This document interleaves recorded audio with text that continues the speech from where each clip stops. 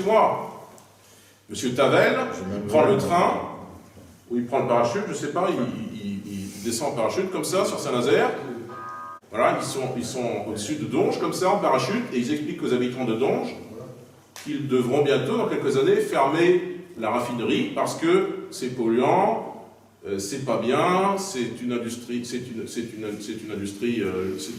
lourde, qu'il faut passer à la transition énergétique, que les combustibles fossiles c'est le passé, etc.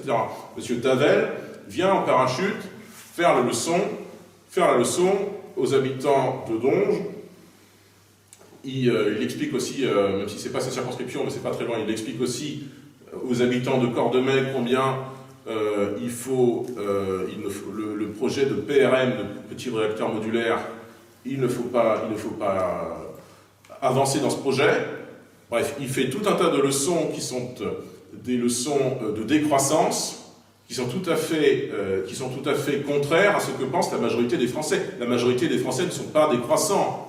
Ça ne veut pas dire que la majorité des Français sont hostiles au fait de protéger l'environnement, naturellement, et de réduire les pollutions. Il faut trouver les équilibres entre le maintien des industries et même le développement des industries et la relocalisation d'un certain nombre d'industries d'ailleurs, que les industries reviennent non seulement en France, mais dans nos campagnes. Il faut trouver un équilibre entre ce maintien et ce développement des industries, et puis des considérations environnementales d'autre part, avec un certain nombre de transitions qui sans doute sont à effectuer. Et la centrale de Cordemais n'y échappe pas. Et d'ailleurs, EDF a investi 350 millions d'euros il y a quelques années pour un projet de transition énergétique à Cordemais, ce qu'on appelait Écocombuste. Et puis l'État y a mis un arrêt définitif à tout cela. Et des transitions avaient été engagées. Il faut trouver les équilibres entre maintien des industries et préoccupation et transition énergétique écologique.